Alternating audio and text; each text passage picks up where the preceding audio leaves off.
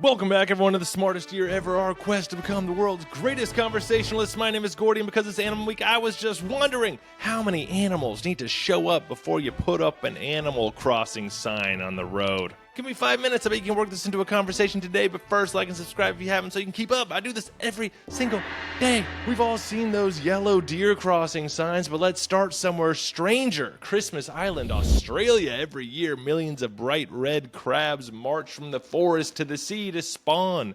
The migration is so massive that the government actually built crab bridges and underpasses just for them. So if crabs get bridges, how do deer, moose, or even turtles get their signs? And I also wanted to confirm real quick that a deer crossing sign does not tell deer where to cross the road. There's an audio clip of a North Dakota radio caller complaining that deer should be encouraged to cross somewhere else, preferably a place with less traffic. She called into this radio station, and she was all angry that the government was being irresponsible for encouraging deer to cross on highways, and that we should be putting these deer crossing signs in less busy areas. Why are we telling those deer to cross on highways? That doesn't make no sense. You know, we should really be putting those deer crossing signs where nobody is. It's a good idea.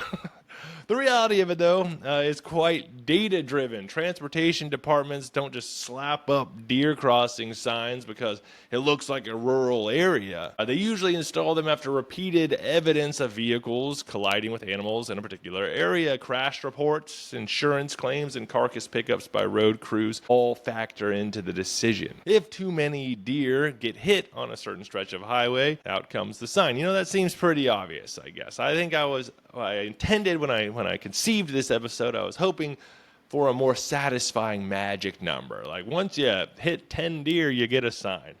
But it's not just about numbers.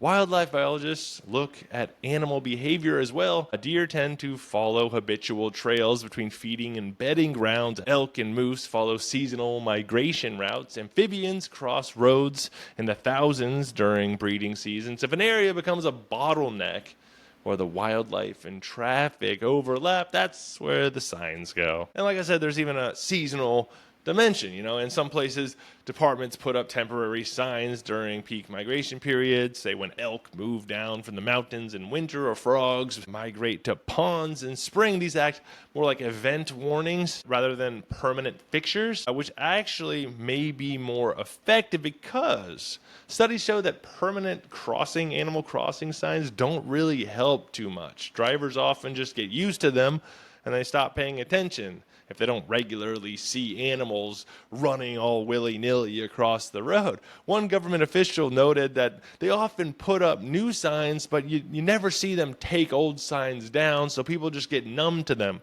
You know, it's that same phenomenon as sign fatigue with other warnings. You know, I know any hospital workers there will be familiar with the idea of alarm fatigue. Like once you hear a warning sound too much, it just doesn't hit the same way it did originally. The most effective solutions often involve actual infrastructure, wildlife overpasses, underpasses, and roadside fencing. For example, Canada's Banff National Park has a nice little land bridge. Isn't that a nice little land bridge? How else would you describe it? Though on the flip side, there are unintended consequences I read, and one of those is that they can apparently become predator ambush points. Like wolves just posting up, being like, dude, they have to take this road. It's so easy. But also some places have experimented with motion-activated warnings that flash when large animals are near the road, and those apparently really help. Those really reduce animal strikes. In Germany, they even set up Kreuzzäune, and those are towed fences to keep them from becoming roadkill. You know, volunteers will also literally scoop up buckets of frogs and they'll ferry them across the street like some kind of weird amphibian gondola system. It's kind of cool.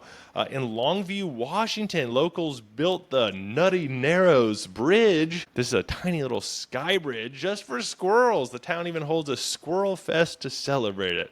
All right, so there you have it. There's no concrete number or minimum of animal vehicle collisions required to get a sign, but hey, I did the digging so you didn't have to, right?